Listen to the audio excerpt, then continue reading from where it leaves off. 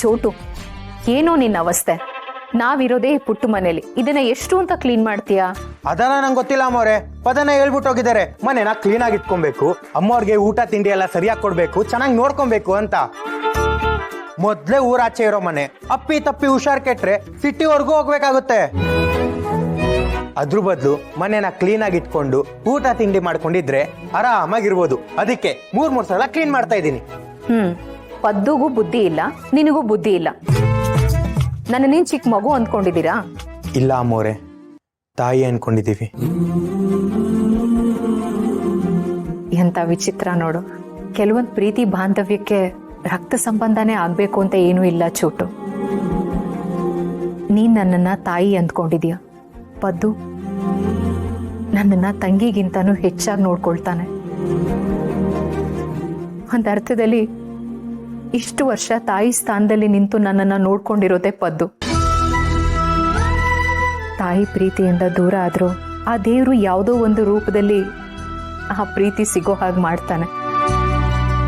ಆ ಪ್ರೀತಿನ ಆ ದೇವ್ರು ನನಗೆ ಪದ್ದು ರೂಪದಲ್ಲಿ ಕೊಟ್ಟಿದ್ದಾನೆ. ಅಮ್ಮೋರೆ, ನಾನೀಗ ಹೇಳ್ತೀನಿ ಅಂತ ಬೇಜಾರು ಮಾಡ್ಕೋಬೇಡಿ.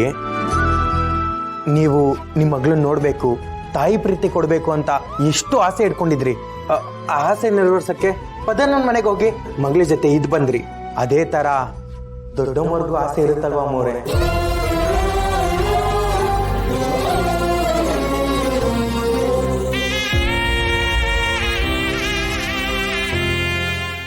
ಮಗಳನ್ನ ನೋಡ್ಬೇಕು, ಮಗಳಿಗೆ ತಾಯಿ ಪ್ರೀತಿ ಕೊಡ್ಬೇಕು ಅಂತ ಲಲಿತಾ ದೇವಿ ಅಮ್ಮವ್ರಿಗೂ ಆಸೆ ಇರುತ್ತಲ್ವಾ ಅಮ್ಮೋರೆ? ಪಾಪ ಅವ್ರು ನಿಮ್ಮನ್ನ ದೂರ ಮಾಡಿಕೊಂಡು ಇಷ್ಟು ವರ್ಷ ಕಣ್ಣೀರ್ ಹಾಕಿದ್ದಾರೆ. ಒಂದ್ ಕಡೆ ಶ್ರಾವಣಿ ಅಮ್ಮವ್ರಿಗೆ ತಾಯಿ ಬೇಕು, ಇನ್ನೊಂದ್ ಕಡೆ ಲಲಿತಾ ದೇವಿ ಅಮ್ಮವ್ರಿಗೆ ಮಗಳು ಬೇಕು. ನೀವು ತಾಯಿಯಾಗಿ ಮಗಳಾಗಿ ಮತ್ತೆ ಅವ್ರ ಜೊತೆ ಸೇರ್ಬೇಕಮ್ಮವ್ರೆ.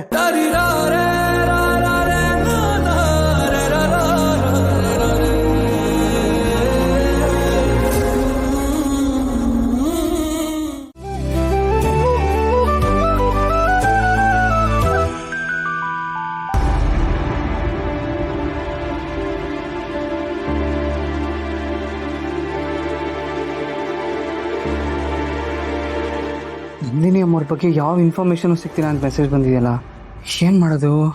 ಅವ್ರನ್ನ ಎಲ್ಲಿ ಅಂತ ಹುಡ್ಕೋದು? ಮನೆಗೆ ಬೇರೆ ಲಲಿತಾದೇವಿ ಅಮ್ಮವ್ರು ಬಂದಿದ್ದಾರೆ, ಅದು ಅಲ್ಲದೆ ನಂದಿನಿ ಅಮ್ಮವ್ರನ್ನ ನೆನಪು ಮಾಡ್ಕೋತಾ ಇದ್ದಾರೆ. ಇಂಥ ಸಮಯದಲ್ಲೂ ನಂದಿನಿ ಅಮ್ಮವ್ರು ಎಲ್ಲಿದ್ದಾರೆ ಅನ್ನೋದು ಗೊತ್ತಾಗ್ತಾ ಇಲ್ವಲ್ಲ. ನಾನು ಈ ಮಾತನ್ನ ತುಂಬ ಸಲ ಹೇಳಿದ್ದೀನಿ ಅಮ್ಮವ್ರೆ, ಆದ್ರೆ ಇವರು ಕಿವಿಗೆ ಹಾಕೋತಿರ್ಲಿಲ್ಲ. ಈಗ ನೀವು ಆರ್ಡರ್ ಮಾಡಿದಿರಲ್ಲ, ಇನ್ನು ನಿಮ್ಮ ಮಾತು ಕೇಳ್ತಾರೆ.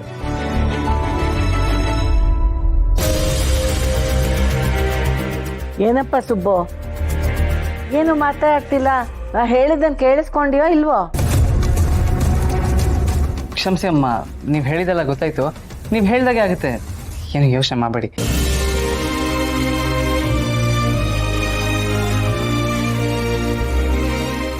ಇದೇನಿದು? ಸುಬ್ಬು ಗಮನ ಬೇರೆ ಕಡೆನೇ ಇದೆ.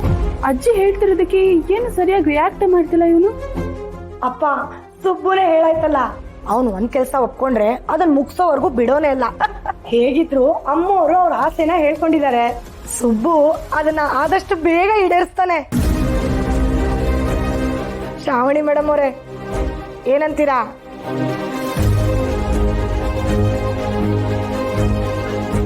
ಅಬ್ಬಾ, ಈಗ ಸಮಾಧಾನ ಆಯ್ತು.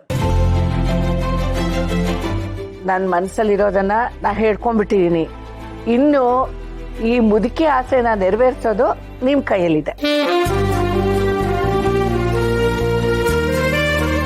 ಆದಷ್ಟು ಬೇಗ ನನ್ನ ಮಡ್ಲಲ್ಲಿ ಮಗು ಆಡ್ಬೇಕು, ಈ ಮನೇಲಿ ತೊಟ್ಲು ತೂಗ್ಬೇಕು.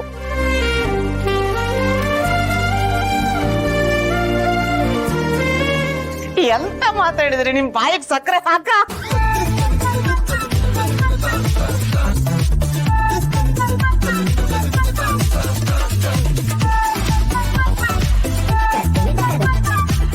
ಸಕ್ಕರೆ ಸಕ್ಕರೆ ಸಕ್ಕರೆ ನಾನೇ ಹಾಕತ್ತೀನಿ.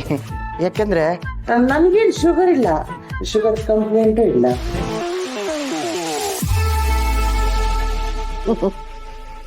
ನನಗೂ ಶುಗರ್ ಇಲ್ಲ. ಹೋಗಿ ಸಕ್ಕರೆ ತಗೊಂಡ್ ಬಾ.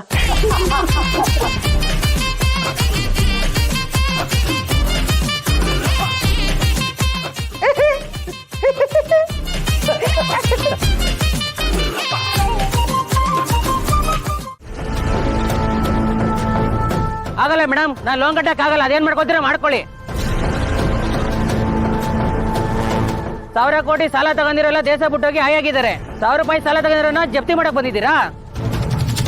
ನೋಡಿ, ಇಂಥ ಮಾತನ್ನ ಎಲ್ರೂ ಆಡ್ತಾರೆ. ತಗೊಂಡಿರೋ ಸಾಲನ ಎಲ್ರೂ ಕೊಡ್ಲೇಬೇಕು, ಅದ್ ನಿಮ್ ಕರ್ತವ್ಯ. ಬೇಕಿದ್ರೆ ದೇಶ ಬಿಟ್ಟು ಹೋಗ್ಬೋದು, ಆದ್ರೆ ಅದಕ್ಕೂ ಮುಂಚೆ ನಿಮ್ ಗಾಡಿ ಬಿಟ್ಟು ಹೋಗಿ.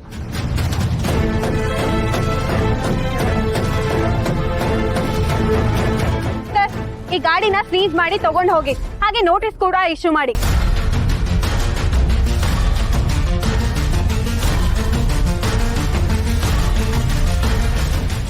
ಏನು ಗಾಡಿ ತಗೊಂಡೋಗ್ತೀರಾ? ತಗೊಂಡೋಗಿ. ನಿಮ್ಮನ್ನೆಲ್ಲ ಕೋರ್ಟ್ ವಿಚಾರಿಸ್ಕೊಳ್ತೀನಿ, ಕೇಸ್ ಹಾಕ್ತೀನಿ. ಬ್ಯಾಂಗ್ನೂರ್ ಮಾತ್ರಕ್ಕೆ ಬೀದಿಗೆ ಬಂದು ಮರ್ಯಾದೆ ತೆಗೆದು ಗಾಡಿ ತಗೊಂಡೋಗ್ತಿದ್ರಲ್ಲ, ನಿಮ್ಗೆಲ್ಲ ಹೇಗ್ ಪಾಠ ಕಲ್ಸಿ ನೋಡ್ತಾ ಇರಿ.